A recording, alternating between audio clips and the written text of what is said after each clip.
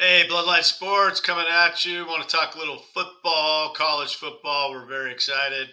We'll start off with introducing Nick Shiaka's with us. Coach Shiaka, how you doing, buddy? I'm doing well, TJ. How you doing? Good. Happy New Year. Happy New Year to We're you. Happy close. We're Christmas. close. Yeah, our Yeah, other we're getting closer. other partner Alex is under the weather, like a lot of people are right now. So he'll be with us next week for sure. This is episode number 3, the Bears Den. Want to let everybody know also Bloodline Baseball will be playing next weekend in the January Classic. We're actually playing the 7th and 8th. We are not playing on Friday the 6th. So come support Bloodline. There'll be more details on that later, but let's kick into football here. Our Bloodline football players had a good night last night. Our Bloodline, I'd say Bloodline family had a good night last night and going into tomorrow too. So let me share the screen here. Jordan Somerville, he's the quarterback coach now at Oregon, and they beat North Carolina last night by 1 in the last few seconds. But congratulations, Jordan! Great job. Excited to hear about your promotion to quarterback coach, and I think I saw your dad had posted that you were responsible for the game plan, the offensive game plan, and especially the first drive, which you guys went right down the field. So, Two congrats, in a man! row. It's Yeah, two Jordan. drives in a row. Yeah, very cool. You know, it's one of the best parts of coaching and being around sports your whole life and youth sports is to see these guys develop and mature and succeed at the higher level. And actually, Jordan was an employee of mine a few years ago. Just quality dude. Great family. His father coached my son in youth football. And just a joy to be around the Somerville family. And again, congrats to Jordan. And we'll go into Jordan's younger brother, Quentin, will be playing tomorrow. And I think Nick might be wearing his UCLA shirt. Yep. So Quentin is Jordan's younger brother on the left there, and Jeramiah is on the right. I coached both of them, and again, to see these kids grow up and go on and do these great things and the great experiences they're getting is awesome. I believe they play at 2 o'clock Eastern tomorrow. What are your thoughts on this game, Nick? Well, I mean, Pitt has a strong defense. You got a 5-year quarterback in DTR. What I like about this is that UCLA right now is on the upward at this point in time. Absolutely, yeah. It's great to see them in a bowl game last year. Unfortunately, they had a sit out because of COVID. Due to COVID, there were some sicknesses toward the end. They made the trip, but unfortunately didn't play. But I like where UCLA is at right now. I think I'm going to put UCLA up by 10. Yeah, both of these kids' parents are friends of ours with my wife and I, and they both. My wife! They both did go out last year to the bowl game. I believe it was the one that Jordan was in last night, the Holiday Bowl, wasn't it? Yeah, it was the Holiday Bowl. Correct. Yeah, so they went out there, and of course, got canceled last minute. But yeah, definitely up and coming program. Obviously, a proven coach. It's nice to see us on the western part of the United States to see the Pac-12 doing well with Oregon winning, and of course USC up bringing it back, and then UCLA. So very cool. Very excited for these guys. I think they handle them tomorrow. That's my prediction, but we'll see, right? As of right now, nobody's sitting out.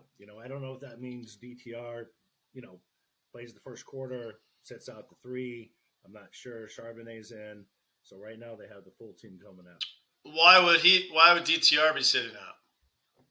Well, a lot of nowadays a lot of these players are for the draft and stuff. For the draft, exactly. So yeah, I don't see him as a pro quarterback myself. I see him as an NFL player maybe, but yeah, I don't see him as a pro quarterback. Great athlete, great leader, man. Tough dude. Tough. Pound for pound, that's a tough kid. It's been fun watching him for half a decade. So Yeah. he's been there half a decade. He's like Mark Macon at Temple. It's like, what? Right. It seemed like he was there forever. A lot of guys won't get that, but some will. Exactly. So yeah, I'm geeked for tomorrow, probably more than Saturday. Saturday we have the semifinals, the playoff starts, but obviously my Clemson Tigers play tomorrow. They're the late game, but what's the middle game, huh? That would be Any interest there, the Nick? Domers. The Domers, of course there is. Being Yeah. Irish Catholic, of course there is. So that game, I'm a little nervous about that one, to be quite honest with you. South Carolina's, put it on some folks the last 3 weeks of the season. So that should be interesting. When I saw the matchup, I thought they might just call it the Clemson Bowl because it's the only two teams that beat my Tigers this year. But unfortunately, yes.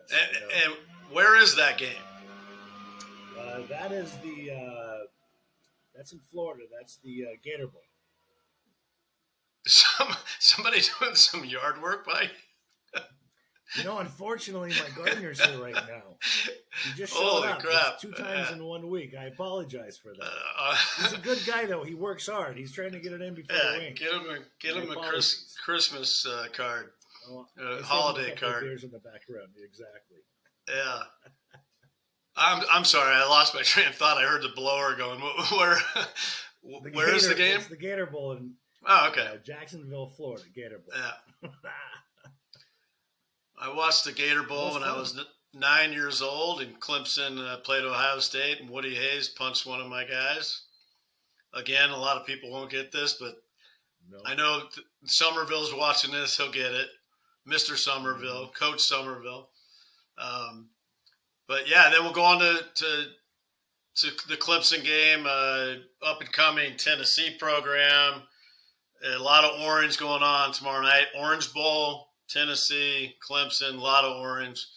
Should be an exciting game, and it's just, to me, it's a great day for football. I'm a Notre Dame fan myself, and my wife's Catholic and from Chicago, and so you get the Golden Domer. Don't make me say it again.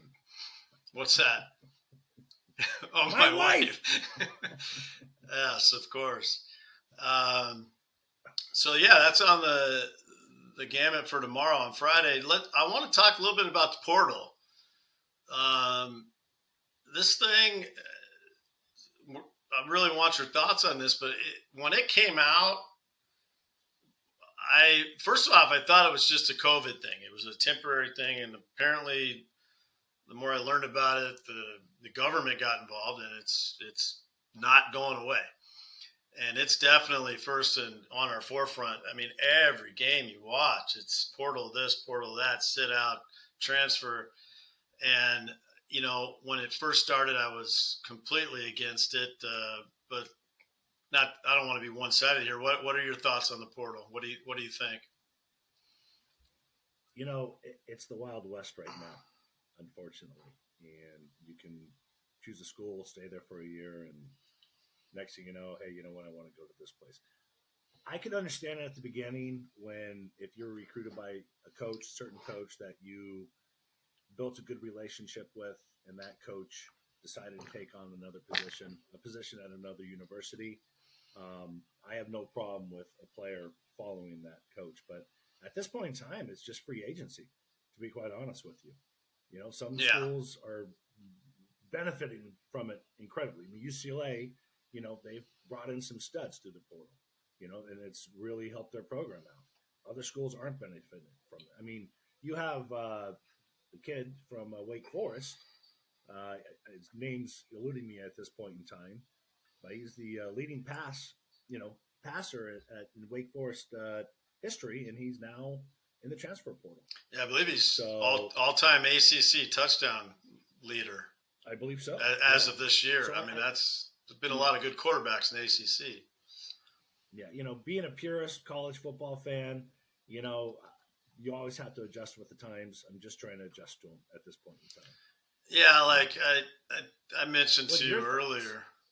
Well, obviously people know we're a baseball kind of driven company, but I mean we're in all sports and we love all sports. But to me, I always compare it, or I do a lot of comparisons to baseball because that's just what I eat and breathe and live. But it's like you got a kid that's got the talent to play on TV in baseball, and he's a stud as a high school senior. The question's always been, is this kid going to be better off getting drafted, signing at 18 years old, or going and playing at a Big Five D1 school and playing against the best?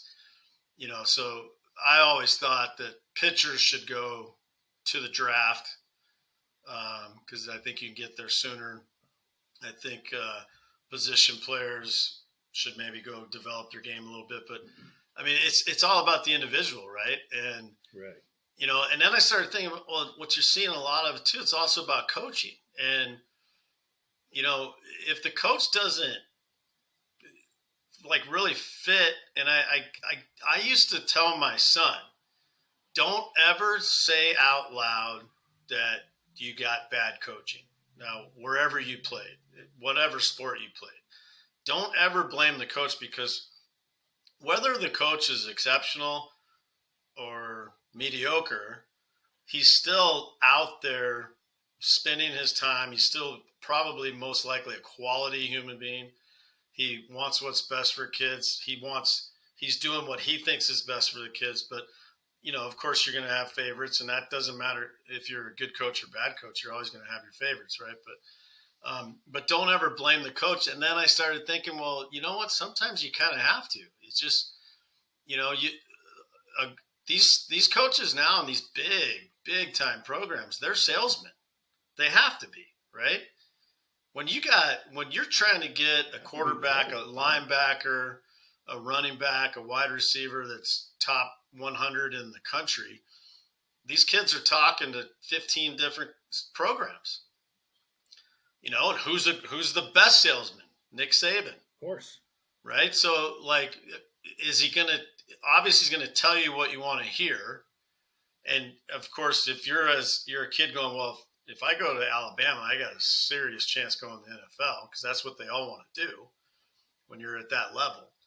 And so I think you can be sold. I think you can show up, and it's just like in baseball too. Like some of my guys that I've coached, that they've gone on to play JUCO ball, and JUCO's notorious for this. I had a kid, shortstop, and I said, hey man, when you show up at your first practice, there's going to be 5 other shortstops. He's like, what? I go, yeah, there'll be 6 of you, maybe 8. No way. Oh yeah. And they're just going to weed it out, right? And that's what these guys do. And they got money, and giving a kid a scholarship with these big type programs isn't a risk monetarily to them. So, I mean, it's tough. I'm on the fence. Like we have a local kid that went to our high school here, Jack Plummer. He went to Purdue. I thought he had a great year at Cal, starting quarterback. He did. And now he's going. I'm sorry, I can't remember where he's going, but he's on his 3rd school. Louisville. That's right, Louisville. So Louisville, yeah. I don't know. I'm on the fence. I don't hate it. I definitely don't love it. I think maybe you're right. It's maybe going to be more of like, let's let the dust settle, kind of like it's going to be the wildcat of the NFL, right? Everybody ran one team ran it, and then everybody ran it, and then it's gone. You don't even see it anymore. Exactly. So maybe they'll put some type of different contingency structures to it where it's just not a free for all. Because, like you said, it is the wild. They're going to have to. They're just going to have to. Yeah. I understand. Like I said, as I mentioned earlier on, I understand if you're recruited by a certain coach, you build that relationship. That coach takes the same position at another university. You can transfer. I understand that, but just to transfer. I mean, I believe. Again, I'm a purist, so I believe that you make a bowl game, you should be playing in that bowl game. So that's just where I'm at with it. But again, you have to adapt to the changes, the times. Yeah, and I mean, there's certain exceptions like Stanford and Northwestern and Duke, I guess, even UCLA to a little bit, where they're called student athletes, Exactly. right? Student comes first. Well, I'm not sure it comes first at my guys at Clemson. Well, Now I know Dabo tries to run a squeaky clean program, but I mean it's come on, let's be honest with you. We're watching. I got Oklahoma, Florida State. You think it's student first with those programs? No, not even close. I'd like to see the graduation rate of the football players at both of those schools compared to very interesting. A Stanford, and that's what I'm getting at is if you're bouncing around from school to school, how do you get an education? I mean, I know you're some credits. Yeah, some credits transfer, and there's a lot going on there. But let's move on to the playoffs on Saturday. I think the first game is right here at the Fiesta Bowl in Arizona. Right in your backyard, buddy. Right in your backyard. Are you going? The Khakis, no. You making the trip? No, I went when Clemson played a couple years ago, and we beat Ohio State, and then we got drubbed by LSU and Macaulay Culkin. But some things you just want to forget. But, the Fiesta Bowl was great, but it's a production. I mean, it's an hour from my house and just parking. Yeah. It's one of those bucket list things, and then cross it off. Like you did it, no need to do it again. Right. But you got the Khakis versus the Horned Frogs. Another maybe student athlete program in Michigan. There you go. There's a good spectrum there. Well, I mean TCU is pretty good too, but I like TCU in this. I mean, Michigan's favored by 7.5. What do you like right now? Yeah. Well, yeah, 7.5. Definitely has speed. Yeah, they have speed. Michigan can definitely move the ball, but TCU definitely has speed both on both sides of the ball. I think 7.5 is a good number. I think that's right around the area. In my opinion. No, it didn't surprise me at all. But I for some reason I like Texas Tech or Texas Christian to win the game, and but Michigan's always got they've always got that offensive line that all of them can go to the NFL.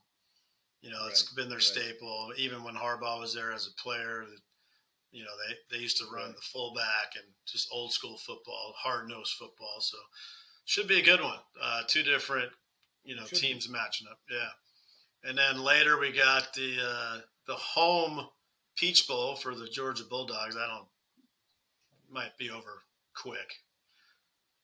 I don't know. You think so? Yeah, I do. I don't know. I think Ohio State's going to surprise some people tomorrow. I'm not going to say they're going to win, but I think they're going to hang in there with them. That line's 6.5. Georgia 6.5 at home. Don't sleep on the Buckeyes. Something's fishy. Right now. Something's fishy there right now. Don't sleep on the Buckeyes. Yeah. So they have a good defense. They can run the ball. I mean, it's just about the matchups. But I'm telling you right now, don't sleep on them. All right. I'm not saying they're going to win, but I don't think it's going to be a 14, 21 point win. That's my opinion. I'll end it with this: if I can't watch baseball, so I get to coach baseball. We get to coach baseball next weekend. Can't wait. That's exciting. I mean, you got tomorrow's football games, Saturday. You got the NFL on Sunday. Good little 3-day run. I think there's a bowl game on Monday or a couple of some of the bigger ones, right? There's 4 bowl games on Monday. Yeah. You got the You got the Citrus Bowl, Cotton Bowl, Rose Bowl. Yeah, all the old Tropics school Bowl. ones. Yeah, Yeah. exactly. So, that Mississippi State will be interesting one to watch versus Illinois. Yeah, I'll cue you up again. My wife was complaining earlier. My wife.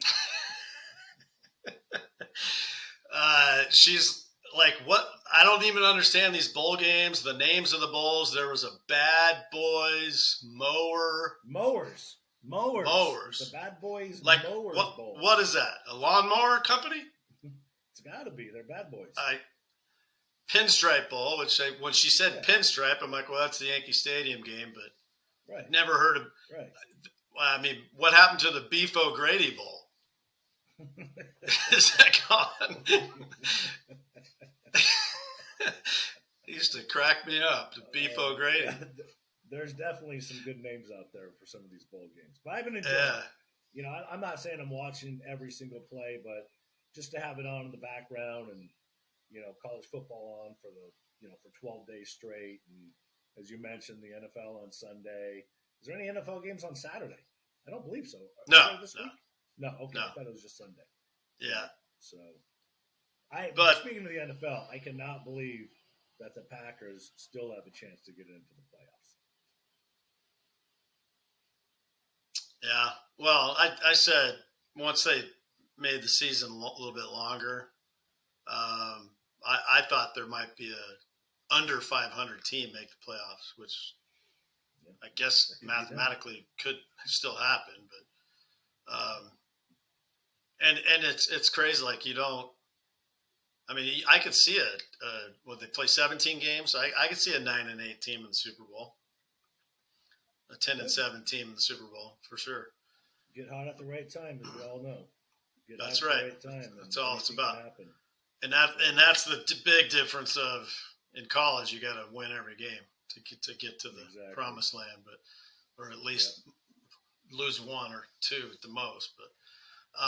But let's wrap up. So proud of our Bloodline family, the Somervilles and Jeramiah Trojan. We'll have quite a few more Bloodline athletes playing in these bowl games. If you follow us and look at our website, we got some real dudes out there that we mentioned earlier in one of our podcasts. What do we have? 3 or 4? Was it 4, right? That were invited to the All-American camp. Yeah.